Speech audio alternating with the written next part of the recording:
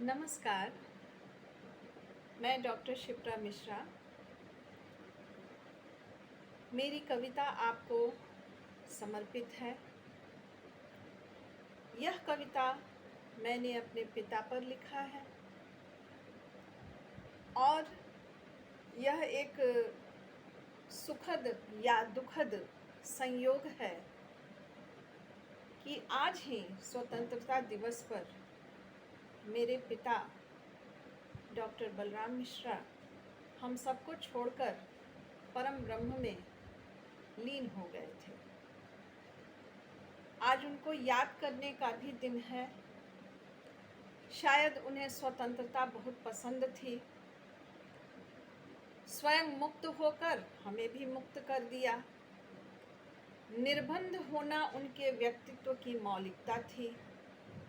उन्हें उत्सव बहुत प्रिय था और शायद इसलिए उन्होंने अपनी निर्बंधता को ही उत्सव बना दिया। शिव, सावन, सोमवार, वर्षा और हरियाली ये सब उन्हें अत्यंत प्रिय थे। आज भी हर रूप में वे हम सभी के हृदय में विराजमान हैं। आज उन्हें याद करते हुए मेरी कुछ पंक्तियां आशा है आपको अच्छी लगेगी। इस कविता का शीर्षक है मेरे भीतर का पिता। यह कविता आज उनके अवसान दिवस पर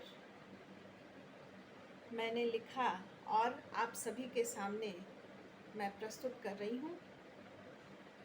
आप सभी की शुभकामनाओं की अपेक्षा रहेगी। पंक्तियाँ समर्पित हैं। मेरे भीतर रहता है एक पिता। मेरे भीतर रहता है एक पिता।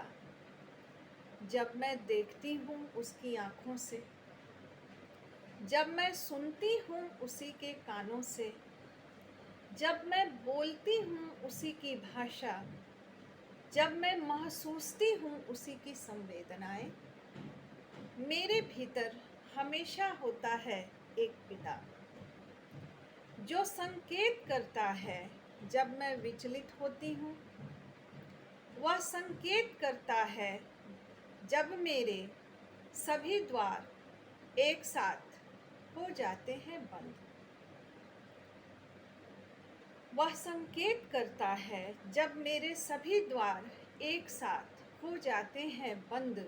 वह संदेश देता है मेरे अध खुले स्वप्नों में, ना उम्मीदी ना समझी के सबसे बुरे दौर में मेरे भीतर समाया है एक पिता।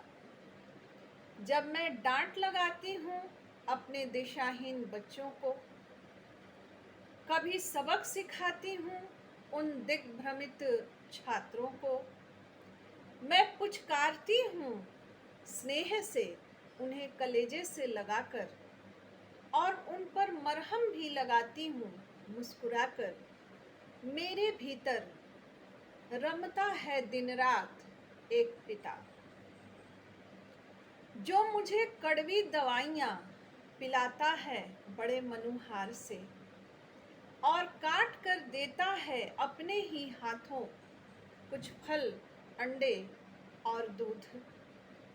मुझे लाकर देता है शहर के सबसे बेहतरीन फ्रॉक और खिलौने।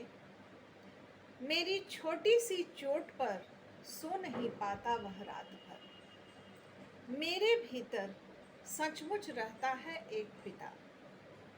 वह सदैव मुझे दिखता नहीं पर दिखा देता है सब कुछ। वह सदैव मुझे दिखता नहीं पर दिखा देता है सब कुछ। मेरी बात भी नहीं सुनता, उल्टे मुझे ही सुना देता है। उसकी साखियों में रमते हैं कबीर और रैदास जो निरंजन निराकार हैं और निर्भय विचरते हैं। मेरे भीतर अनुभूत होता है एक पिता। सत्य है आत्मा होती है अजर अमर अविनाशी। यह सत्य है, आत्मा होती है अजर अमर अविनाशी। शायद कभी मैं विदेह हो जाऊं और सदेह हो जाए वह। मैं हो जाऊं आत्मा और वह मेरा परमात्मा, और हम समा जाएं एक ही परम ब्रह्म में।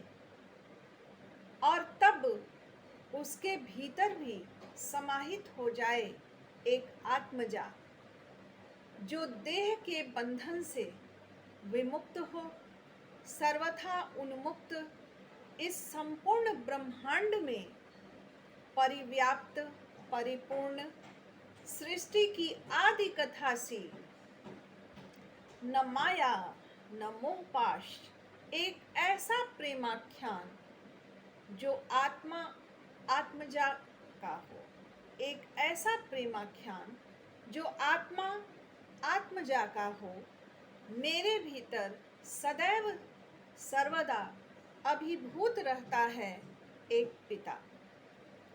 जहाँ मैं रह नहीं जाती एक स्त्री, एक मातृशक्ति, हो जाती हूँ निःसंदेह एक पौरुष संपन्न विराट व्यक्तित्व की स्वामिनी, संचालिका, हो जाती हूँ परिणत प्रकृति से पुरुष में। मेरे भीतर रहता है एक अविनाशी परम ब्रह्म। धन्यवाद।